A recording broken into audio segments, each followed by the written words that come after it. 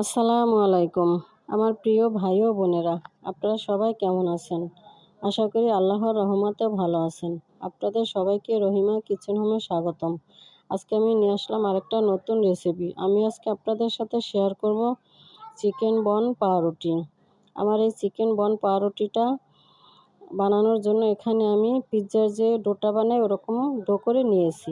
বড় আকারের একটা রুটি করে দেখেন বেলে নিয়েছি। এখন এই রুটিটার উপরে দিয়ে দিচ্ছি কিছু সবজি। আপনারা যে কোনো সবজি নিতে পারেন। এখন এর উপরে দিয়ে দিব আমি চিকেনের পুর।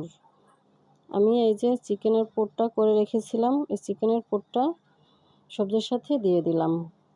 চিকেনের পুরটা দেওয়া হয়ে গেলে এখানে দেব আমি কিছু চিজ। আমি চিজ দিয়ে রুটিটার মুখটা বন্ধ করে দিচ্ছি। এভাবে ধরে চারিদিক থেকে রুটির মুখটা বন্ধ করতে হবে ভালো করে, তা না হলে যখন কুক হবে তখন চিজটা গলে বের হয়ে যাবে। আমি এই বনটা কুক করার জন্য একটা কেকের মোল্ডের ভিতরে কাগজ কেটে তেল মেখে রেখে দিয়েছিলাম। ওটার ভিতরে আমার এই বনটাকে আমি দিয়ে দিব। এই যে আমার এই মোল্ডের ভিতরে আমি বনটাকে দিয়ে দিলাম। এখন সুন্দর করে রুটিটাকে আমি বসিয়ে নিব। সুন্দর করে বসিয়ে এর উপরে আমি একটু তেল ব্রাশ করে দিব। তেল ব্রাশ করে না দিলে উপরটা একটু হার্ড হবে, আর যদি তেলটা ব্রাশ করে দিই তাহলে উপরটা সফট হবে, হার্ড হবে না। এভাবে সুন্দর করে চারোদিক দিয়ে সুন্দর করে তেলটা ব্রাশ করে দিলে এই যে চারোদিকে তেমন একটা লাগবে না এবং উপরটাও আপনার সফট থাকবে।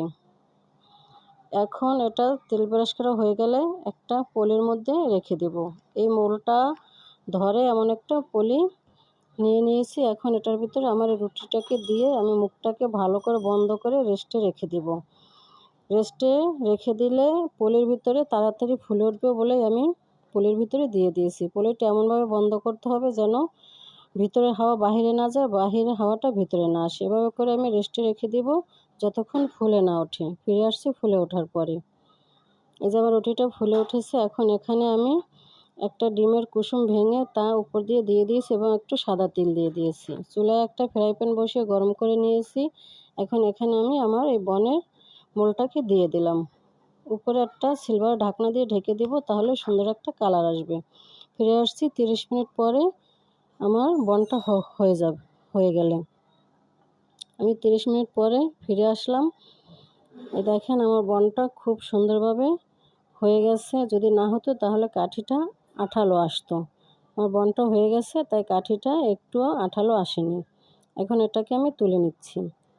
এই যে আমি আমার বনটাকে তুলে নিলাম। এখন এটাকে আমি মোল আউট করে দেখাচ্ছি। এই যে দেখেন আমার বনটা মোল আউট করে নিচ্ছি। আমার বাচ্চাটা ছোট মানুষ তো পারছে না, ওর শখ হয়েছে, ও ওটাকে আজকে মোল আউট করবে এবং কেটে আপনাদেরকে দেখাবে। এই যে দেখেন আমি কাগজটা দেওয়ার কারণে কেকের মতো সুন্দরভাবে রুটিটা উঠে আসছে। দেখেন কত সুন্দর কালার হয়েছে নিচটাও এবং উপরটাও, আর কত সুন্দর ফুলে উঠেছে এবং কত সুন্দর সফট হয়েছে। তিলটা দেওয়ার জন্য আরও একটু বেশি ভালো লাগছে। আর এই ডিমের কুসুমটা দিলে সুন্দর একটা কালার বোঝা যায়, আর যদি ডিমের কুসুম না দেওয়া হয় তাহলে এত সুন্দর কালার আসে না। এই যে দেখেন আমার বাচ্চাটা কেটেছে, রুটিটা কত সুন্দর সফট হয়েছে, ঠিক দোকানের পাউরুটির মতন। আমি একটু আপনাদেরকে ছিঁড়ে দেখাচ্ছি। এই যে দেখেন কত সুন্দর উঠে আসছে, আমার বাচ্চাটাও ছিঁড়ে দেখাচ্ছে। আমার এই চিকেন বন পাউরুটিটা কেমন হলো আমাকে কমেন্ট করে জানাবেন। আমার চ্যানেলটা সাবস্ক্রাইব করবেন, লাইক কমেন্ট শেয়ার করবেন। আপনারা সবাই আমার পাশে থাকবেন, আমাদের জন্য দোয়া করবেন। আপনারাও সবাই ভালো থাকবেন। আর এই বনটা একবার বানিয়ে খেয়ে দেখবেন, তেমন একটা কষ্ট না, কিন্তু খেতে অনেক সুস্বাদু হয়। এটাকে এখন আমি আরেকটু ছিঁড়ে আপনাদেরকে দেখাচ্ছি। দেখেন কতটা সফট হয়েছে। এই যে দেখেন একেবারে দোকানে পাউরুটির মতো রুটিটা হয়েছে, আর এই চিকেনটা দেওয়ার কারণে এটা খেতে অনেক সুস্বাদু হয়েছে। আপনারা সবাই একবার বাসায় বানিয়ে খেয়ে দেখবেন এটা কতটা সুস্বাদু।